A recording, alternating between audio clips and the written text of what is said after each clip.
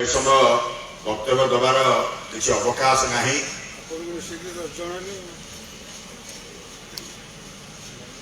केवल आम समस्ते जानिचे स्कूल को आम मनीष तैयारी कारखाना बोली कहू एवं मनीष तैयारी कारखाना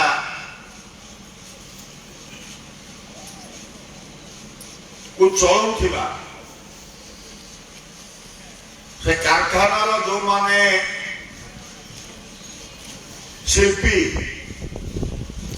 से माने होचंती ये प्रशिक्षण केन्द्र जो माने छात्र छात्री अछंती तमे माने मो तो शिक्षा मंत्री हवा परे समस्त गुरुत्वपूर्ण एवं कष्ट कथा जोटा मत सी हूँ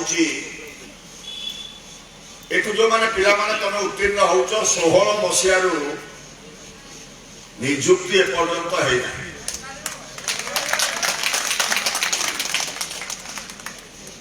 जो गला वर्षर एडमिशन राज्य सरकार बंद कले तमे चलित थर आम तो डिस्ट्रिक्ट बोधे 50 गोटे क्लास 100 दुईटा मिसिक तेणु आम फास्ट इयर एथर बंद कर 16 जो पिला माने कंप्लीट करके अच्छी एपर्यंत सुजोग सृष्टि हो पारि नहीं जेकोसी कारण दृष्टिकोण तेणु ये दृष्टिभंगी चलित थर आम प्रथम शिक्षा वर्ष आम एडमिशन समग्र राज्य में बंद करियो आसंता शिक्षा वर्ष निश्चित पुणी एडमिशन प्रक्रिया आरंभ हम ये कथा नीतिगत भाव में आम निष्पत्ति नहीं सारू एवं से प्रक्रिया ठीक समय आसला बेले हम किंतु पिला माने आज काली हम हवाई जाऊँगी एपाई विभाग वाले कार्यक्रम जारी रखी जाऊँगी विशेष भाव में लेवल 3 जो गुड़िक अपर लोन लेवल जो गुड़िक अच्छी रेसिडेंट पीरियड जो जो समस्या गुड़िक अच्छी से समस्या गुड़िक डिस्कसन अलरेडी सरी आम ए संपर्क में माननीय मुख्यमंत्री सहित बैठक व्यवस्था सरी आशावादी आम निश्चित भाव में 2023 रिक्रुटमेंट प्रक्रिया प्राइमेट रिक्रुटमेंट प्रक्रिया को निश्चित भाव में आरंभ करूँ एत संख्यार हम से समय अनुसार हम but we are thinking so किंतु कौटी ना कौटी तमें आज तुम निज को पचार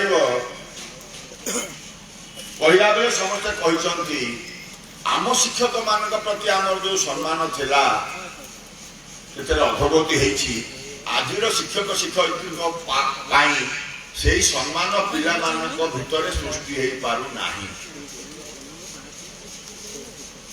मुझे जो मैगजीन के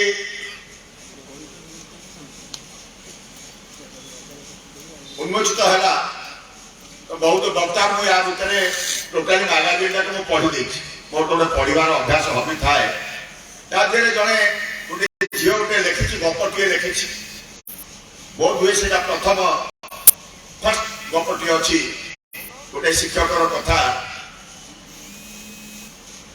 से पिलाटी को गोटे कविता चोरी करने कथा को नहीं से लिखिं जो कथाटी से पिलाटी को दंड दबा बादे से जेहेतु तार अक्षर भल समग्र मैगजीन टाक से अक्षर लिखापी कहले से पिलाटी प्रोत्साहित है उत्साहित है जो चोरी कर मनोभाव को छाड़ा ये तो गपरे लिखिले केते जन शिक्षक शिक्षयित्री आज दिन में पिला को पर्सनाल काउंसलिंग कर कथा कहते जहाँ आम शिक्षक शिक्षयित्री मैंने आमको कहते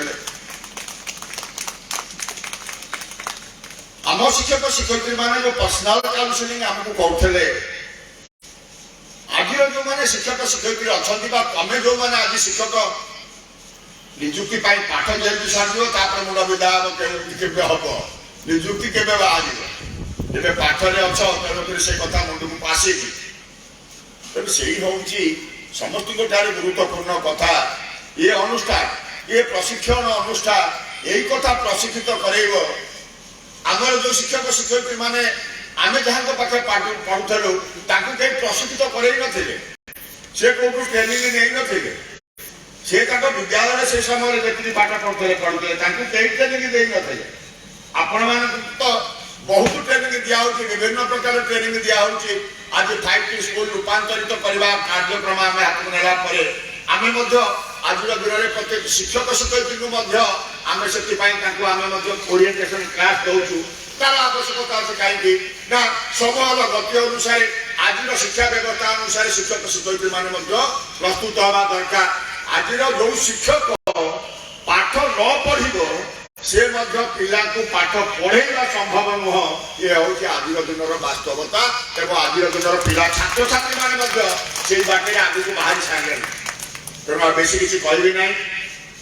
ଆମେ ପିଲାମାନେ ଯାହାଙ୍କ ପାଇଁ ଏ କାର୍ଯ୍ୟକ୍ରମ ପୁରାତନ ଛାତ୍ର ସଂଘ ସେମାନେ ତାଙ୍କର କାର୍ଯ୍ୟ ସାରିଛନ୍ତି, କୋଉଠି ଅବସ୍ଥାପିତ ହେଇଛନ୍ତି। ପୁରାତନ ଛାତ୍ର ସଂଘର ତ୍ରିଲୋଚନଙ୍କର ମୁଁ ତାଙ୍କ ନାଁ ନେଇନଥିଲି ବସିଛନ୍ତି, ଯିଏ ଆମର ସଂଯୋଜନା କରୁଛନ୍ତି ମଞ୍ଚ। Now he is a teacher. ତେଣୁ ସେ ଟ୍ରେନିଂ ନେଇ he is a teacher. ତେଣୁ ସେ ଟ୍ରେନିଂ ନେଇକିରି ତାଙ୍କ ସମୟକୁ ସେମାନେ ବ୍ୟବହାର କରିସାରିଲେଣି। ଆମେ ଏବେ ଯେ training ସାରୁଛେ rest of time we are going to use our valuable time. ତେଣୁ ୟାକୁ ନିଶ୍ଚିତ ଭାବରେ ଆମେ ଯୋଉ ଦୃଷ୍ଟିକୋଣରେ ପ୍ରଶିକ୍ଷଣ ଅନୁଷ୍ଠାନ ତାକୁ ନିଶ୍ଚିତ ଭାବରେ ଆମେ ଗୁରୁତ୍ୱ ଦେବା। ଏ ଅନୁଷ୍ଠାନ ଆମ ନିମାପଡ଼ା ଅଞ୍ଚଳର ଏକ ଆବେଗିକ ଅନୁଷ୍ଠାନ, ସେହି ସମୟର ବହୁତ ପୁରୁଣା ଅନୁଷ୍ଠାନ। ସେଠି କଲେଜ ଆମେ ପାଠ ପଢିଲା ବେଳଠାରୁ ଏ ଅନୁଷ୍ଠାନ ପ୍ରତି ସମସ୍ତଙ୍କର ଗୋଟେ ଆବେଗିକ ଅନୁଷ୍ଠାନ ଥାଏ। କାହିଁକି ନା ବିଭିନ୍ନ ହଷ୍ଟେଲ ଫ୍ୟାସିଲିଟି ଯେହେତୁ ଥାଏ, ବିଭିନ୍ନ ଆଡୁ ସାରା ଓଡ଼ିଶାରୁ ବିଭିନ୍ନ ଅଞ୍ଚଳରୁ ସେତେବେଳେ ତ ସାରା ଓଡ଼ିଶାରୁ ଆସୁନଥିଲେ, ବିଶେଷ ଭାବରେ ଆମ ଜିଲ୍ଲା ଭିତରୁ ଏଇ ଅଞ୍ଚଳରୁ ଆସୁଥିଲେ। ତେଣୁ ଏଠି ଗୋଟେ ଆତ୍ମୀୟତା ସୃଷ୍ଟି ହୁଏ। ଅନେକ ଥରେ ହଷ୍ଟେଲରେ ପିଲା ଆମେ ଶିଖିବାଲା ନୁହଁ, କିନ୍ତୁ ବ୍ୟକ୍ତିଗତ ସମ୍ପର୍କ ଏତେ ଆମର ବୃଦ୍ଧି ପାଇଥାଏ ଅନୁଷ୍ଠାନ ସହିତ କାର୍ଯ୍ୟ ଭିତରେ। ଅନେକ ଥର ସେ ସମୟର ହଷ୍ଟେଲରେ ଆମେ ରାତ୍ରି ଯାପନ ଏଠି କରିଛୁ, ବୁଲି ବୁଲିକିରି ଆସିକି ଏଠି ମଧ୍ୟ ଆମେ ରାତ୍ରି ଯାପନ କରୁଛୁ ଅନେକ ଆମର ଛାତ୍ର ସମୟରେ। ତେଣୁ ଏ ଅନୁଷ୍ଠାନ ସହିତ ଏକ ଆବେଗିକ ସମ୍ପର୍କ ଦୀର୍ଘ ଧରି 40-42 ବର୍ଷ ଧରି ମୁଁ ଯେହେତୁ ନିମାପଡ଼ାରେ ବୁଲିଛି, ବ୍ୟକ୍ତିଗତ ଭାବରେ ଏ ଅନୁଷ୍ଠାନ ସହିତ ଗୋଟେ ଆବେଗିକ ସମ୍ପର୍କ ଆମର ସଦାବେଳେ ଥାଏ ଏବଂ ଆଜି ମଧ୍ୟ ଅଛି। ତେଣୁ ଆଜି ନିଶ୍ଚିତ ଭାବରେ ସୁବର୍ଣ୍ଣ ଜୟନ୍ତୀ ଅବସରରେ ଗୋଟେ ସୁଯୋଗ ମିଳିଲା ଆକୁ ଟିକେ ରିନୋଭେସନ କରିବା ପାଇଁ, ଯୋଉଟାକୁ ବହୁତ ନିଶ୍ଚିତ ଭାବରେ ମଝିରେ କିଛି କରାହେଇଥିଲା। ତାପରେ ପୁନର୍ବାର ଆମକୁ ସୁଯୋଗ ଟିକେ ଗତକାଲି ମିଳିଲା। ଆଉ ଥରେ ସୁବର୍ଣ୍ଣ ଜୟନ୍ତୀ କାର୍ଯ୍ୟକ୍ରମ ସଫଳ ହେଇଛି, ହଉ ଏତିକି ଆଶା କରିବି। ଆଉ ଥରେ ସମସ୍ତଙ୍କୁ ଧନ୍ୟବାଦ ଦେଇ ମୋ ବକ୍ତବ୍ୟ ସାର କରୁଛି। ଧନ୍ୟବାଦ।